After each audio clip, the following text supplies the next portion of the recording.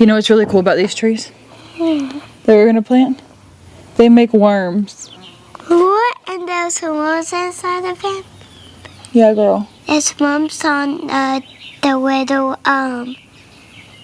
little leaves. Mm-hmm. And there's caterpillars. Cataba worms. They're like caterpillars, Oh, but they're really good to fish with. yeah. Yeah. Pretty cool, huh? Wait, those worms and caterpillars on now? Yeah, girl. Not frogs. Not frogs. Hey, y'all, and welcome back to Cajun Country Livin'. On our homestead, we have so many projects going on, like this roof that we're putting on our porch, the container workshop. We have so many different things, including a lot of things that are homestead projects. One of our biggest homestead goals has to actually been self-sustaining. Now we are going from municipalities to off-grid, which a lot of times people just start off-grid. Another thing that we think about whenever we think of off-grid, is my hat getting you? Is that self-sustaining word. And to be able to be fully self-sustaining and fully off-grid, we've got to have a food source as well. So these trees that we're going to be planting today bring us just that. So we're going to bring y'all along the way, and Lana and I are going to get these trees planted this morning. How many do we have to plant, do you know? 2. 2 plus 2. 1, 2, 1, 2. 1, 2, 3, 4. 4 trees. Good job. We're gonna plant 4. 4. And after 4, we're gonna plant 100. Goodness gracious, I hope not. I want to. When I go home to Illinois to see my family, my favorite thing is, well, of course to see my dad, but my second favorite thing is using DoorDash. DoorDash is my go-to for snacks, last minute grocery runs, or whenever somebody forgets their underwear. It's just that easy, and if you want it, you can get it. From meals to cold meds, and even that one thing that you always tend to forget till the last minute. So next time that you're somewhere with DoorDash, y'all, don't sleep on it. Definitely give it a try. Download the app and use our discount code Cajun50 to get 50% off up to $10 on your first order of $15 or more. Make sure to scan this QR code that's here too. DoorDash is your door to more. And when I'm back in Illinois, it's one of my favorite doors to open. So thank you DoorDash for sponsoring this video. And also y'all, that code is Cajun50 and y'all make sure to scan this code. All right, back to the project.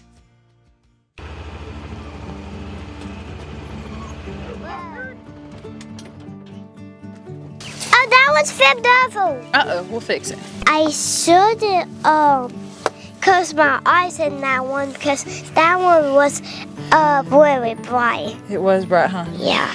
Okay, this is our first tree. Yes. This is called the Cataba Tree. And this one is the tree that brings the Cataba worms. And the caterpillars? Yeah, girl. So we're gonna call this the worm tree.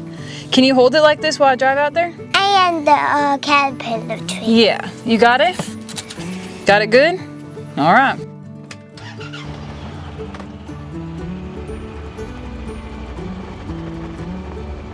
I'm putting the worm tree and the caterpillar tree and the handle. I'm holding it up very high. Can you get the tree out or do you need me to help you? I got it. You sure? All right. I can't. And then I do. You want me to help you? Yeah. Can you get the other side?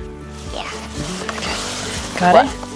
We're gonna do it Right here? right here.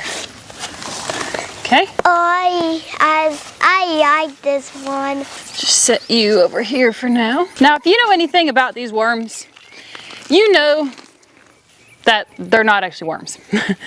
What they actually are moth larvae.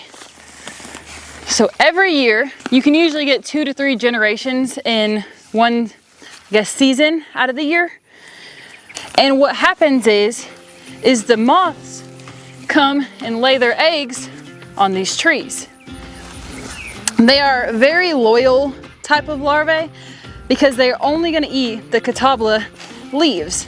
So that's what draws the moths to them to lay their eggs on there.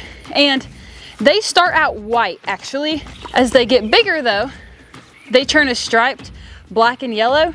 So I'm really curious to see how those end up looking. Now this is something that Jim has had sitting outside in these containers for probably almost a year now, y'all. And we have been itching to get these in the ground. But as y'all can tell, we truly just haven't had the time.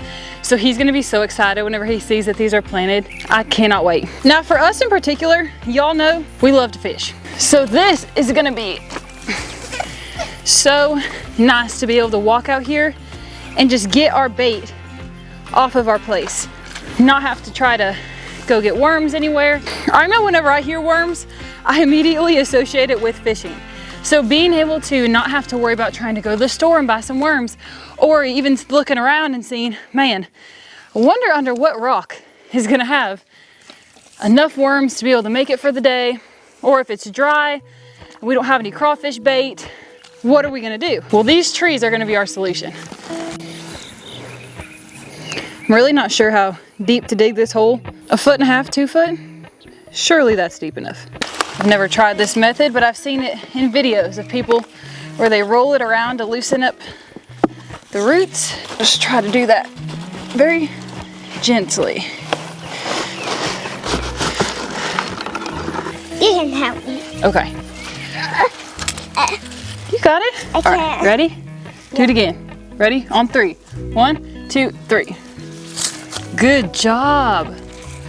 Oh, thank you so much. You need to bury it. We are gonna bury it, huh? Yeah. Okay. Here we go, fill it back in. I think you deserve a popsicle. Yay! You a popsicle?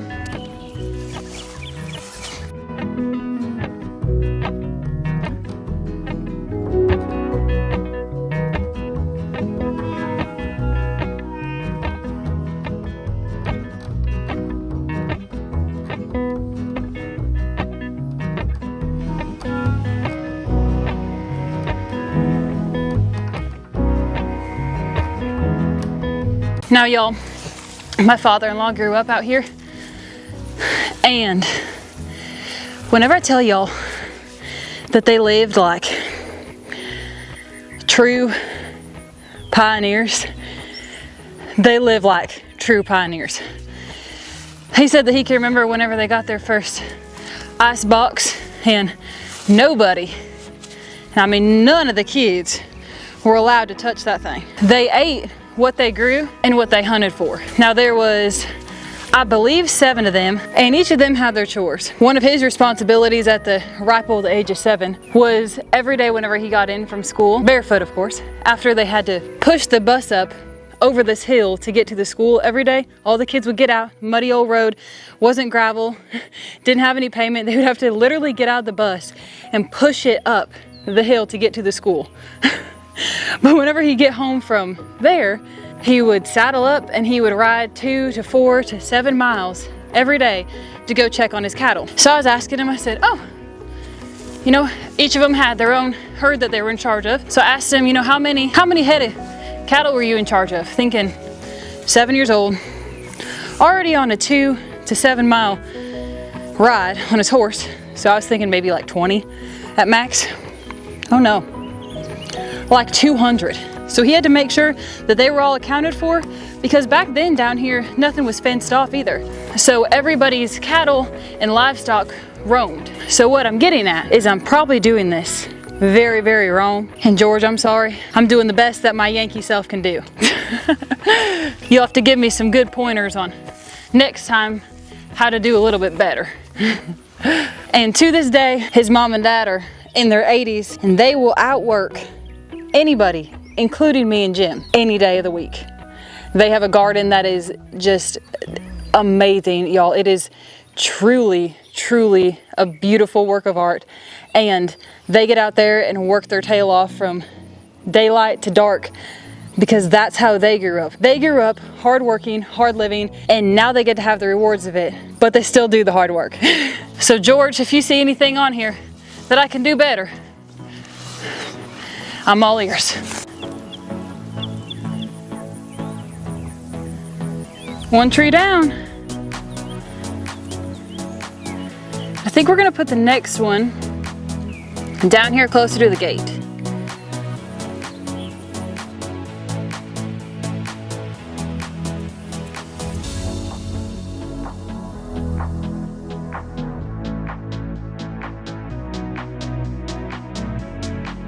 Now these Cataba trees, I was actually looking it up thinking maybe I should probably make sure that they're not gonna get too wide in this area since I'm about a lawnmower's distance away from the fence.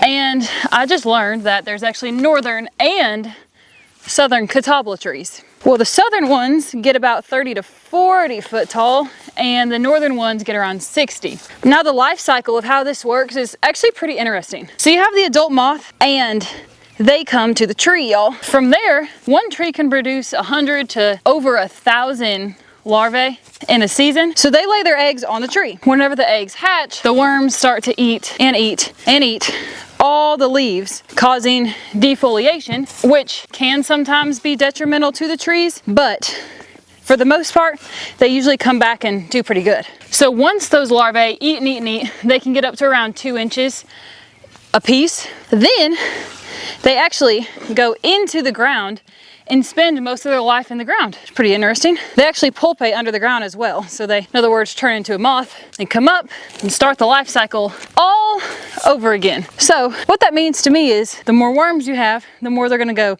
straight down into the ground around the tree. And from there, they're gonna come right up. If they have easy access for food right there, why would they leave? So not only do we love to go fish, but our pond is actually stocked in the front yard. So if we want some fish for dinner, we actually just go down to the pond and fish and have a fish fry.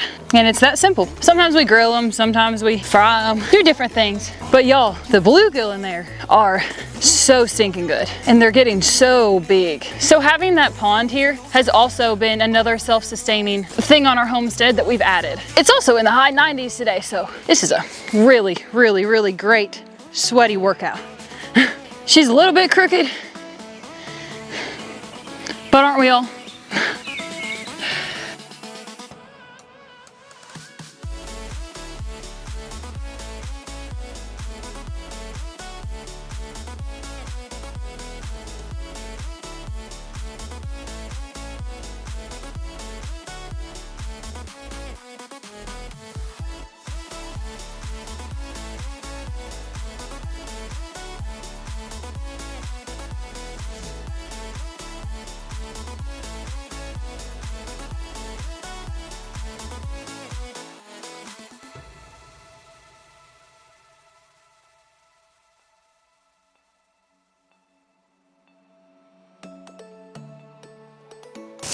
Up next, through all this overgrown, is fig trees. So we have 2 catabas and 2 fig trees to get planted. Overgrown weeds, if y'all can't tell, they've been there for a hot minute. I'm gonna have to get rid of all this as well, but I don't think it's gonna come out until yeah, no, that's not gonna come out. Now I'm gonna try to pick this up, but I don't know how well this is gonna work. I might end up just having to drag it to where it's supposed to go.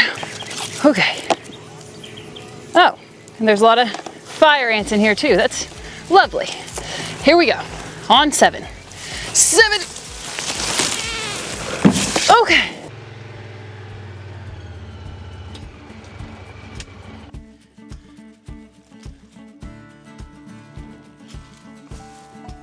I think I'm gonna take this out first so I can see exactly how big of a plant this is, because I'm actually not really sure. From what I remember, it wasn't very big. Wow, that's a lot of ants.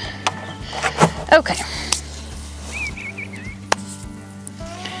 I will not be digging a hole that big.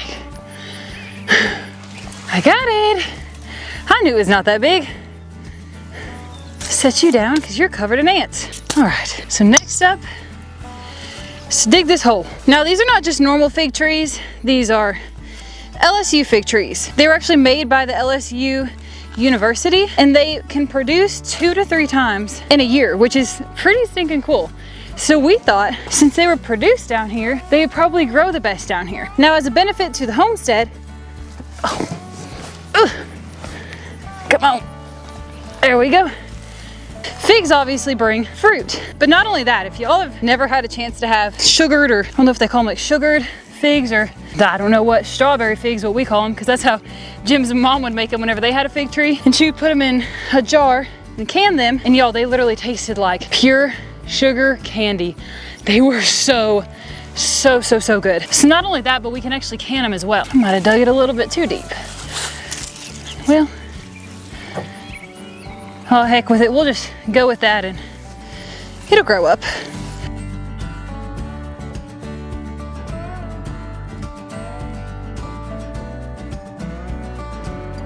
Now this one is definitely not as overgrown as the other one, thank goodness. It shouldn't be as difficult, and I'm hoping that there's no ants. So far I haven't seen any, but fingers crossed. But I think I'm gonna dig my hole first this time because now I know what size it roughly is. One more, just one more. Homesteading is definitely not for the faint of heart. At least in Louisiana anyway.